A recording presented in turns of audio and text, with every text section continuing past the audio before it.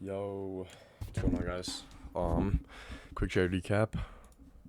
It is afternoon right now. Couldn't film this right after the trade, but I gotta leave for work in like 15 minutes, so I gotta make this quick. Um, Today, first day of market open after the whole I don't know what you even want to call it, like flash crash, after the Trump tweet, pretty much. So the market was pretty liquid today, very volatile. And it came with some pretty good price action in my opinion. A couple setups you could have taken shorts or longs. I banked off shorts today. Um, yeah, so I'm just gonna get right into the trade recap because I gotta make this quick. So we're on a new funded account. Coming into the day, so I took a loss on Friday. I didn't even do a trade recap on this. Took a loss on Friday on the funded account, and then came back, didn't trade Monday because bank holiday. This setup, I don't know if I'm gonna be able to find it. It's just somewhere back here. Um, but what ended up happening was there was a super obvious draw in my opinion. Right here, yeah, right here.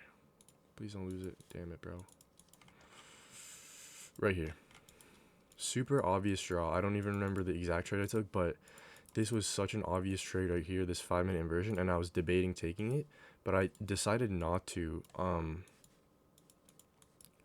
is this so? I decided not to take this because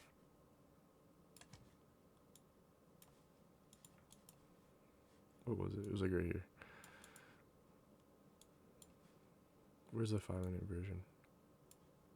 Yeah, here, the 5-minute inversion to Asia highs. So I decided not to take this trade, because it was pre-macro. It was right at New York Open, on Friday, and I decided not to take it. Super obvious draw, and then I ended up trying to take longs here again. Got break even once, and then took a no. I don't know what's going on here, but anyway, so I decided I'm not gonna do that again. Um, Listen, the whole thing with macro is that it's supposed to trading within a macro is because it's technically supposed to be the highest probability time to trade in. So 9:45 to 10:15 is Newark AM macro.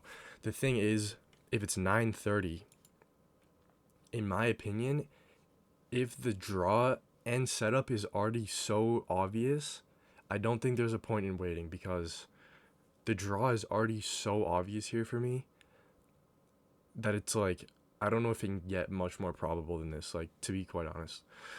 Obviously, if we came up, maybe you decide to sweep some buy side first before coming to hit this, and then we take it during macro, it's just like even better. But in my opinion, this was such an obvious draw that I didn't care if I was taking it at 9:30 or whatever.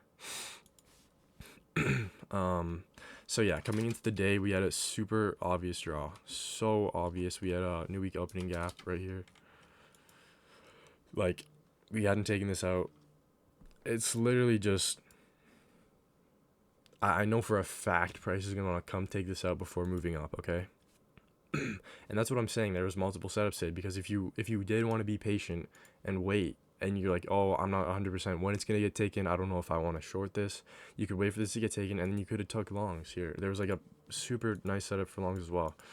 Um, just off this, like, I mean, there was multiple here, like on the 1 minute even. Where are we, bro? Why does it do this?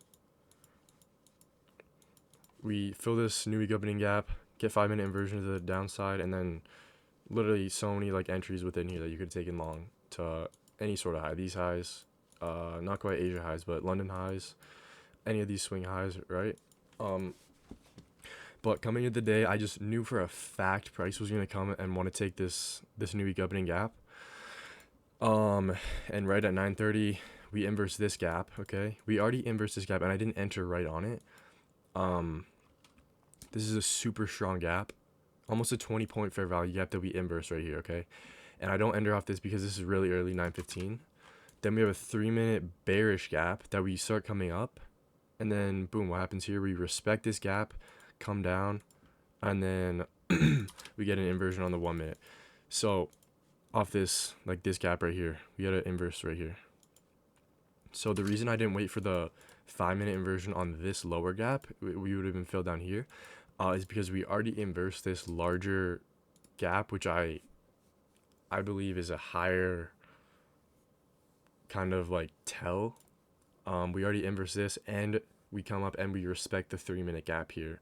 We also have a 5 minute gap that we respect as well, but it's pretty small. We respect the 5 minute, we respect the 3 minute bearish gap, confirming bearish order flow. Enter off the 1 minute inversion, target the new week opening gap. Like super textbook. The only thing is it's not a macro, but I honestly am like leaning away from that if the draw is this obvious. Like it was just so clear to me what price wanted to do, and then we come up, take this. Honest, yeah, you could have bought off this 5 minute inversion here, here. I mean that's crazy, 100 point stop loss, but you know, target London highs, boom. Like so many setups today that you could have taken.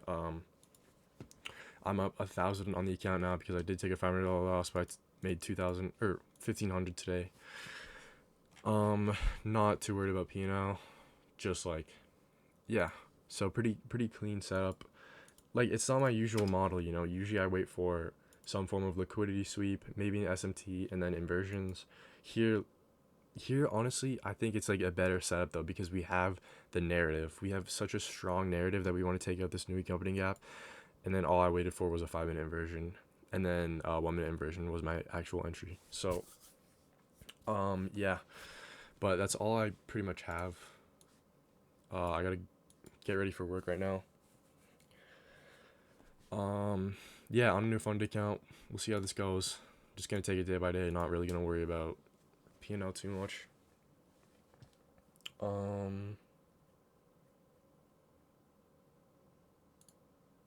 Yeah, that's pretty much all. But I will see you guys tomorrow, and I hope you guys have a great day and a great evening. See you, boys.